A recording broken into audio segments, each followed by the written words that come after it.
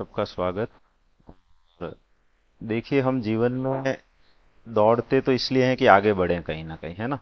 कुछ सफलता मिले, कुछ बन जाएं, कोई नौकरी हासिल कर लें, आरएस बन जाएं, आईएएस बन जाएं, टीचर बन जाएं, सब कुछ ना कुछ सोचे। और करते क्या है कि हम पीछे जाके बैठते हैं। तो इस बात से कोई फर्क नहीं पड़ता है कि आप आज कहाँ बैठे हैं, आगे बैठे हैं या पीछे बैठे हैं, इससे करियर पे कोई फर्क पड़ जाएगा। लेकिन डेफिनेटली सोच से बहुत फर्क पड़ जाएगा। हमारी सोच में यही रहता है कि कम से कम हम जो है पीछे जगह तलाशते हैं, हर जगह पीछे रहते हैं, छोटा सोचते हैं और फिर सोचते हैं कि कुछ हो जाए।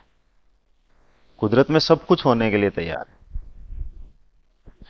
जो आप सोचो वो सब कुछ हो जाता है। ये एक बहुत ही सर्टिफाइड, वेरीफाइड और मेरा आजमाया मेरी जिंदगी में पिछले 30 सालों में एक बहुत ही गहरा, जैसे आप साइंस आपने पढ़ी और अगर आप जानते हो कि गुरुत्वाकर्षण का सिद्धांत काम करता है ना। तो वो सब जगह काम करता है, यहाँ पर करता है, अमेरिका में करता है, ब्रिटेन में करता है। इसी तरह ये भी ऐसा सिद्धांत है जो सब जगह काम करता है। लेकिन हमें क्या हुआ कि सब चारों तरफ से हमें धीरे धीरे ऐसा बनाया गया कि हम कहीं ना कहीं पीछे हटते हैं। ये प्रतीक है इस बात का, एक घटना से कोई फर्क नहीं पड़ता है। क्यों हम नहीं सोचते कि हम आगे जाके बैठे? क्यों नहीं हम सोचते कि कहीं जाके ऐसी बातें सुने? हमारा माइंड ओपन नहीं रहता है और सारा खेल ब्रेन का है। आज ब्रेन से इंसान कहां से कहां पहुंच गया, आप ये तो देख ही रहे हैं। कभी साइकिल बनाई, मोटरसाइकिल बनाई, कारें बन गई, उड़ने वाला हवाई जहाज बना दिया। एआई इंटेलिजेंस इतना काम कर रही है, हम कहीं की कहीं फोन पे बात कर ले रहे हैं, कहीं के कहीं वीडियो कॉल कर ले रहे हैं। हम गूगल पे एक शब्द लिखते हैं, 50 तरह के नीचे वो उसी से मिलती जुलती चीजें आ जाती है। आपका फोन बंद रहता है, लेकिन फिर भी जो आप बात करते हो वो फोन आपका सुन लेता है। आप जो भी बात करोगे थोड़े दिन में उसी तरह का एडवर्टीजमेंट आपको फोन दिखाने लग जाएगा, अगर आपने नोट किया हो तो। तो ये कैसे हो रहा है? ये कुदरत के रहस्यों से हो रहा है। ब्रह्मांड के कुछ यूनिवर्सल लॉज हैं, सिस्टम है, उससे हो रहा है। और उसी से ही हम कनेक्टेड हैं। तो जीवन में सब कुछ आसान है, लेकिन हम क्या है कि हम वो चीज जानते ही नहीं है, हमें देखने को नहीं मिलती है, सोचने समझने को नहीं मिलती है, लोगों से पता नहीं चलता है। और हम क्या करते हैं कि एक ब्लाइंडली चलते जाते हैं। और लोग हमें उल्टा सीधा, जो उनके दिमागों में जो आज आप सीखोगे कल आने वाली पीढ़ी को आप वो ही दोगे। और हम सीख क्या रहे हैं? पीछे रहना, छोटा सोचना, कुछ अंधविश्वास, कुछ प्रेजुडाइसेस, कुछ ऐसी चीजें हम सोच समझ के धीरे धीरे बढ़ती जाती है। और हम धीरे धीरे पिछड़ते जाते हैं। फिर वही लोग कहते हैं हम तो तुझे ऐसा कहते ही थे। तो इसलिए आज हम जितनी भी बातचीत करेंगे, मेरे ख्याल से आप लोगों को शायद यही कहा गया होगा, क्योंकि हम लोग इस संस्थान को वापस शुरू कर रहे हैं आज, है ना, कोविड के बाद। कोविड से पहले ये बहुत खूबसूरती से चलता था। संख्या हम लोग लिमिटेड लेते हैं। मैं बैच भी एक ही पढ़ाने के पक्ष में रहता हूँ, एक ही बैच हम पढ़ाते हैं, 40-45 लोग उसमें लेते हैं। ऐसा नहीं है कि बाजार की तरह यहाँ 5-5 7-7 बैच चल रहे हैं, एक दुकान लग रही है। कुछ भी ऐसा नहीं है। मेरे जीवन के लिए मुझे जो करना था वो मैं सब कर चुका। अब वो कर रहा हूँ कि जो मैंने सीखा वो आप लोगों तक पहुंच सके, दुनिया के कुछ काम आ सके, लोगों के कुछ काम आ सके। तो ये भी मेरे पास एक स्किल है कि मैंने इस एग्जाम को कभी आप ही की तरह बैठता था, इन टेबलों पे देखता था और सोचता था कि ऐसा हो, है ना। तो वो मैंने जाना, किया, हासिल किया। और अब सोचता हूं कि कुछ लोगों के काम आ जाए। मान लीजिए 100 लोग मुझे सुनते हैं और 2 के भी काम आ जाता है, तो जीवन की सार्थकता है। तो मैं हम लोग ये काम इसलिए कर रहे हैं, ये इसलिए ब्लूप्रिंट में जो भी काम हो रहा है और जो भी लोग कर रहे हैं, यहाँ कोई आदमी नहीं है, मैं नहीं हूं, प्रेम सर नहीं, कोई और नहीं, लोग आएंगे जाएंगे। लेकिन यहाँ जो काम होगा, जो हमने एक तरह से बना दिया है सिस्टम, वो थीम ये है कि उसके तहत आपको पूरे राजस्थान में ऐसा काम देखने को नहीं मिलेगा। हम भी पैसा लेते हैं, नो डाउट। लेकिन पैसा लेना और पैसे के लिए काम करना, इन दोनों में बहुत फर्क होता है। समझ रहे हैं आप बात? और मैंने 5 साल ये जॉब किया और फिर इसको छोड़ भी दिया। तो जिस जगह आप पहुंचना चाहते हैं या लोग पहुंचना चाहते हैं, उस समंदर को मैं वहीं छोड़ आया। तो अब मुझे इस चीज की जरूरत नहीं है कि मैं आप लोगों का पैसा ले लूं और कोशिश करूं कि कुछ पैसा बना लूं। तो मैं ये चाहता हूं कि अगले 1-1.5 घंटे हम लोग बात करते हैं, है ना, और ये बातचीत कर रहे हैं। It's not like A session कि हम कोई बहुत वो ज्ञान की बातें करने बैठ, वो सारी बातचीत कि जिससे अगर आपको 1.5 घंटे बाद कुछ ऐसा हो जाए कि आपके जीवन में ये एक दिशा बदल दे, आज का दिन कुछ ऐसा हो जाए कि जहां से हमारी लाइफ में एक टर्निंग पॉइंट साबित हो जाए, वो मेरा प्रयास है। उसके लिए मुझे आपका एक सहयोग चाहिए कि आपका अगर ये फोन अगर अपना चालू है, मेरा भी फोन कहाँ है, तो उसको बंद कर दीजिए। कोई भी अर्जेंट मैसेज करना हो, कॉल करना हो, 1 मिनट का हम ब्रेक ले लेते हैं, जिसको भी कोई बात कहनी हो, वरना इसको कंप्लीटली या तो स्विच ऑफ कर दीजिए या कंप्लीटली साइलेंट करके उल्टा रख दीजिए। आपको पता नहीं चलना चाहिए कि कोई कॉल आया है क्या, क्योंकि ये डिस्टर्ब करेगा, और अपने लिए आपको भी डिस्टर्ब करेगा, और कुछ नहीं तो पड़ोसी को डिस्टर्ब ना करे उसके लिए करके।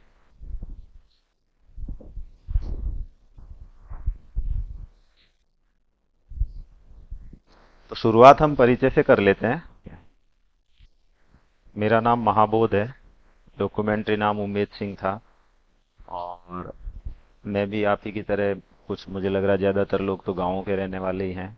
तो मैं एक पाली जिले में जेतारन तहसील में गांव था, नया गांव, वहाँ पैदा हुआ था, और अब वो गांव ब्यावर जिले में आ गया है, जिले चेंज होने से। तो वहाँ से लेके यहाँ तक के सफर पे मैं 5-7 मिनट आपसे बात करता हूँ, ताकि आपको ये पता चल सके कि आप जहाँ चल रहे हैं और आप जहाँ पहुँचना चाह रहे हैं उसमें क्या फर्क है।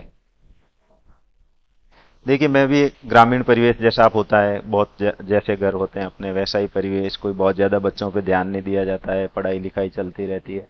तो ऐसे करते करते गांव में पढ़ते पढ़ते मैं भी 10th में आया। 10th एक पहला मुकाम माना जाता है कि जहाँ थोड़ा बहुत हम समझने लगते हैं, या लोग कहने लगते हैं पढ़ लो अब तो 10th आ गया, बोर्ड है इस बार, फलाना है ढिमका, है ना। तो 10th में मैं गाँव में पढ़ रहा था, और पढ़ते पढ़ते बमुश्किल पास किया, मेरे 50% मार्क्स आए थे मुश्किल से, और पास हो गया। तो 11th में आ गया। 11th में आया तो मैंने साइंस सब्जेक्ट चुना, और वो इसलिए चुना क्योंकि 10th में जो मार्क्स थे वो बहुत कम थे, तो एक प्रेस्टीज जो इज्जत खो गई थी वो मिल जाए, कि लोग आखिर आर्ट्स वालों को थोड़ा ऐसा समझते हैं कि कमजोर हैं, और साइंस वालों का मतलब थोड़ा इज्जत मानी जाती है। ऐसा है अभी भी, पहले तो था कि अगर कोई इंसान साइंस ले रहा है तो उसकी वैल्यू ज्यादा मानी जाती थी। तो मेरा एक दोस्त ले रहा था, उसने भी कहा कि हम साइंस ले लेते हैं और पीएमटी करेंगे, डॉक्टर बन जाएंगे, ऐसा होगा वैसा होगा। तो मैंने वो उसका भी कहना सुना, और मुझे भी लग रहा था, तो यूं करके मैंने साइंस ले लिया। लेकिन साइंस लिया और 1 महीने में अंदर अंदर मुझे पढ़ते हुए ये महसूस हुआ कि ये साइंस मेरा रास्ता नहीं है, मैं इसमें ज्यादा अच्छा नहीं कर पाऊंगा। मुझे समझ में आने लगा, लेकिन बहुत सारी दिक्कतें भी थी। और फिर मैंने सोचा, तो वो मेरा जो दोस्त था उसका ये था कि मैं डिग्री कर लूं, अगर पीएमटी नहीं हुआ तो मैं बाहर जाके यूरोप से, रशिया से कहीं से डिग्री करके, उसके फादर ने तय कर रखा था कि डॉक्टर बना देंगे इसको। तो मुझे ये लगा कि मैं तो रशिया का नक्शा खरीदने के भी पैसे नहीं है मेरे पास तो जाना तो बहुत दूर की बात है, पीएमटी मुझसे होता लग नहीं रहा है, तो ये साइंस काम की नहीं। तो मैंने सोचा मैं सब्जेक्ट बदल लेता हूँ। बदलने के लिए ट्राई करने लगा, टीचर से बात करने लगा स्कूल में, तो वो लोग ये कहने लगे कि अभी तो लिया है, अभी तो करके देखो ऐसा क्या होता है, फिर लिया क्यों था, जैसा यही चीजें हम जब रास्ता बदलने की बात करते हैं तो पहली चीजें इस तरह विरोध के रूप में सामने आती। तो मुझे भी ये कहने लगे टीचर्स, तो मुश्किल हो गया। लेकिन पता नहीं मैंने कैसे क्या किया, 10वीं क्लास में हम होते हैं, कितना छोटी एज होती है आप समझ सकते हैं ना। तो उस एज में मुझे आज सोचता हूं तो लगता है कि ये बड़ा डिसीजन था। लेकिन मैं पीछे पढ़ पढ़ा के टीचर से इधर उधर माथाफोड़ी कर करा के 1.5 महीने बाद पहला टेस्ट देने के उपरांत मैंने सब्जेक्ट बदल दिया, और मैंने आर्ट्स ले लिया। और आर्ट्स में मैंने संस्कृत से और हिंदी लिटरेचर से और इकोनॉमिक्स से पढ़ाई की 12th तक की। और उसका नतीजा ये हुआ कि 12th में मैंने टॉप किया स्कूल, बोर्ड की मेरिट से भी थोड़ा सा मेरा नंबर पीछे था, बस जरा सा, उस एक डिसीजन की वजह से। तो मुझे और अच्छा लगा और हौसला बढ़ा। 12th के बाद मेरी परिस्थितियां ऐसी थी कि मैं जो है गांव में था, और गांव इकोनॉमिक कंडीशंस आप लोग जानते हैं, तो वैसे ही मेरी थी। तो मुझे लगता था किसी तरह एक नौकरी मिल जाए, अभी नौकरी बहुत जरूरी है सरवाइव करने के लिए, परिवार के लिए, ताकि हम आराम से जी सकें। तो मैं उस समय जो अप्लाई कर सकता था, एक तो टीचर बनने के लिए एसटीसी हुआ करती थी उन दोनों मेरिट बेस पे, तो एसटीसी में फॉर्म भर दिया। एक कंपाउंडर के लिए कोई एग्जाम होता था आयुर्वेद का, उस समय संस्कृत बेस पे, तो उसके लिए मैंने अप्लाई कर दिया था। ऐसे मैंने 2-3 नौकरियों के लिए अप्लाई कर दिया और जीसीए में मैंने पढ़ने के लिए फर्स्ट ईयर का भी फॉर्म भर दिया और यहाँ एडमिशन ले लिया और आगे पढ़ने लगा। अब क्या हुआ कि मेरा एसटीसी में सिलेक्शन हुआ नहीं, पहली लिस्ट में, दूसरी लिस्ट में, ऐसे 2-3 लिस्टें आती है, कोई पहले पहले ये बच्चे हैं इनमें नहीं आएंगे या वो कहीं और चले गए, फिर पीछे वालों को बुलाते हैं, तो ऐसे। और इधर करते करते 3-4 महीने निकल गए, अक्टूबर नवंबर का टाइम आ गया दीपावली तक का। तो मैं कॉलेज में यहाँ आया, नया माहौल था, शहर का माहौल था, कुछ टीचर्स भी मिले, कुछ मैगजीन्स पढ़ने लगा, लाइब्रेरी में बैठने लगा। झिझक थी, संकोच होता था, जैसे अभी पीछे बैठे आप लोग जाके सब, तो पीछे एक ही सीट है, सारे तो बैठ नहीं सकते थे, इसलिए आगे बैठे, वरना बैठते सब पीछे। तो मैं भी इसी तरह का जीवन जी रहा था। तो लेकिन 4-5 महीने में मुझे समझ में आया कि इधर दीपावली आते आते मेरा सिलेक्शन हो गया एसटीसी में, लास्ट लिस्ट में, कि अभी आप आ जाइए, 2 साल की ट्रेनिंग थी, फिर आप टीचर हो जाएंगे। लेकिन मुझे ये समझ में आ गया कि अगर मैं 3 साल और पढ़ाई कर लेता हूँ, ग्रेजुएट हो जाता हूँ किसी भी तरह सरवाइव करके, तो ग्रेजुएशन के बाद बहुत सारे रास्ते खुल जाएंगे। मैं एक जैसे आरएस है, आईएएस है, इस तरह की चीजें कर सकता हूँ, एक बड़ी छलांग लगा सकता हूँ पढ़ाई के बूते पे। लेकिन और नहीं किया तो उधर जाके भी कर सकते हैं, लेकिन कितना होगा कितना नहीं होगा, तो ये सोच समझ के फिर मैंने ये डिसीजन लिया कि अब छोड़िए नौकरी वोकरी और अपन ग्रेजुएशन करते हैं। तो मैंने 3 साल जो है यहाँ ग्रेजुएशन करने का डिसीजन लिया। पहले ग्रेजुएशन किया, फिर जीसीए से मैंने पीजी किया, फिलोसफी में गोल्ड मेडलिस्ट था उस समय 99 में, बीए में भी पूरा कॉलेज टॉपर रहा मैं। और मैंने फर्स्ट ईयर से ये कर लिया था कि पढ़ाई ही मेरा धर्म बन गया था। फर्स्ट ईयर से ही नहीं बल्कि मैंने 12th से कर लिया था। 11th तक एक बिल्कुल अलग जीवन चला था, 10वीं का रिजल्ट आपको बताया मैंने। 11th के बाद 12th एक अलग मोड़ आ गया मेरी लाइफ में, जहां से मैंने सोचना समझना शुरू किया। तो तब से लेके जो भी एकेडमिक करियर मेरा रहा, जो पढ़ाई में करता रहा, वो बिल्कुल अलग उस मोड में रही। उसके करते करते मैंने सब इंस्पेक्टर का इम्तिहान दिया, एमए करते करते। अभी कोई शायद सब इंस्पेक्टर की भी तैयारी कर रहा है, किसी ने बोला था शायद, है ना। तो सब इंस्पेक्टर में मेरा सिलेक्शन हो गया, फिजिकल इंटरव्यू सारा। लेकिन पुलिस में मेरी जाने की इच्छा नहीं थी। आरएस दे रहा था, तो उसमें आरएस में मैं पहले चांस में फेल हो गया। तो फिर भी मैंने सब इंस्पेक्टर ज्वाइन नहीं किया, मैंने कहा मैं पुलिस में नहीं जाना चाहता हूँ। तो फिर मैंने दोबारा आरएस दिया। पहली बार में इतना कुछ चीजें तैयार नहीं थी, कुछ पता नहीं था, तो सेकेंड चांस में मेरा इसमें सिलेक्शन हो गया। तो ये एक मेरी यात्रा थी, मेरी जर्नी थी।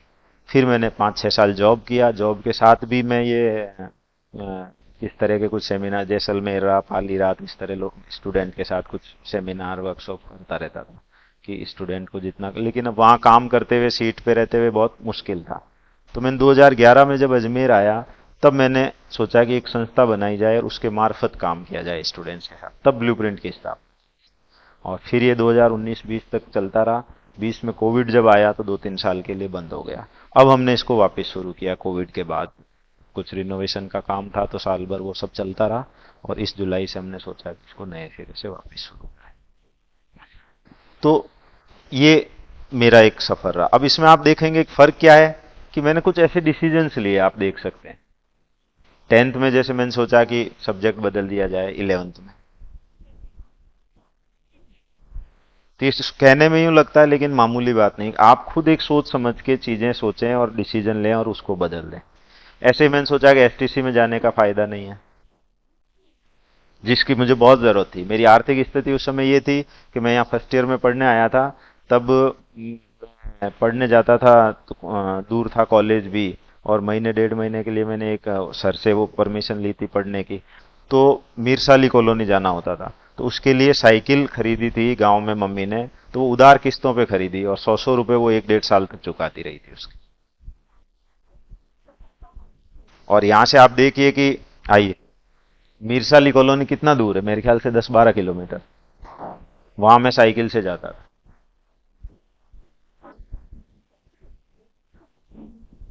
लेकिन मैं अपनी तरीके से चलता रहा, अपने पे काम करता रहा, अपनी मेहनत करता रहा, अपनी दिशा खोजता रहा। तो उसका नतीजा क्या है कि आज बहुत बड़ा फर्क है। आज मैं यहीं रह रहा हूं। आज मेरी बेटी मयूर स्कूल में पढ़ रही है, तो उसको लेने के लिए छोड़ने के लिए गाड़ी अवेलेबल है। ये फर्क है। तो मेरे पास गाड़ी है और चीजें हैं, मैं आराम से रह रहा हूं, इससे बहुत बड़ा फर्क नहीं पड़ता आप लोगों की जिंदगी में। लेकिन इस बात से फर्क पड़ता है कि आप सोचते हैं तो आप भी यहां पहुंच सकते हैं।